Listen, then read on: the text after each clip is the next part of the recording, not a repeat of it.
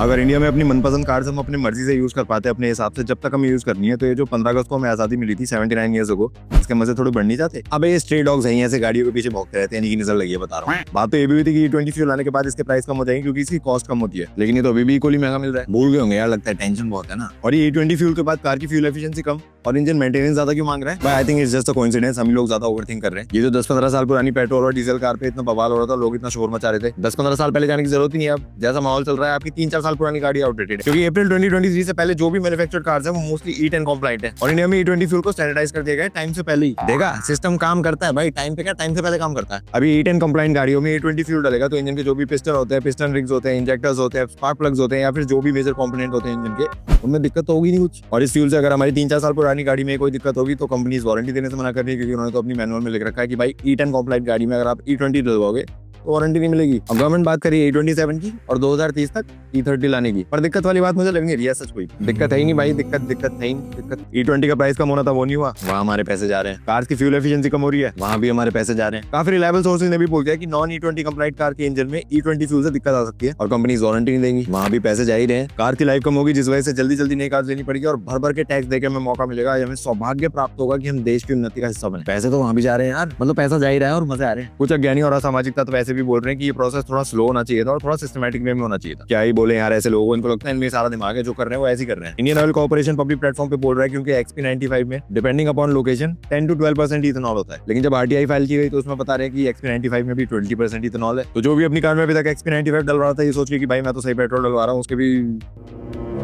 और अगर यार हमारा सिस्टम ऑटोमेकर्स के साथ मिलके एक अच्छे से प्लान्ड वे में, सिस्टमैटिक वे में काम कर भी लेता, प्रॉपर ट्रांसपेरेंसी होती कि E20, E27, E30 कब तक आ रहा है, और एक ऐसा इकोसिस्टम डेवलप करने से पहले जिसमें मोस्टली कार्स E20 या E27 या E30 कंप्लाइंट है, तब तक E20 को स्टैंडर्डाइज ना करती और E5 और E10 भी हमारे पास अवेलेबल होता पुरानी कार्स के लिए, तो ज्यादा से ज्यादा क्या हो जाता, कुछ खास फर्क पड़ता नहीं। बस लोगों को थोड़ी क्लैरिटी होती, लोगों को पता होता कि हाँ, उन्हें अभी अपनी कार में इन्वेस्ट करना चाहिए या नहीं करना चाहिए, पेट्रोल लेनी चाहिए, CNG लेनी चाहिए, डीजल लेनी चाहिए, EV लेनी चाहिए। और E20 का प्राइस अगर थोड़ा कम हो जाता, जो कि होने भी वाले थे, तो वहाँ थोड़े पैसे बच जाते कि अगर भाई फ्यूल एफिशिएंसी कम हो रही है कार की, तो वहाँ तुम्हारी थोड़ी सेविंग हो रही है। प्रोसेस थोड़ा स्लो होता, धीरे धीरे चेंजेस होता है। ऐसा नहीं होता कि अगर मैंने 2022 में कार ली हुई है तो वो मेरे लिए अब आउटडेटेड हो गई है, क्योंकि E20 के यूज से रियल वर्ल्ड में काफी प्रॉब्लम फेस कर रहे हैं लोग, जो कि सोशल मीडिया पे आ रही है अब सामने। बस यही कुछ चीजें तो होती, ज्यादा कुछ खास थोड़ी होता, पर कुल मिला के ऐसा कोई दिक्कत नहीं है। अब सबको पता है इससे एमिशन रेट कम होगा, पॉल्यूशन कम होगा और हमारी डिपेंडेंसी कम होगी इंपोर्ट से, तो फायदा तो हमारा ही हो रहा है। अमेरिका क्या कहता था,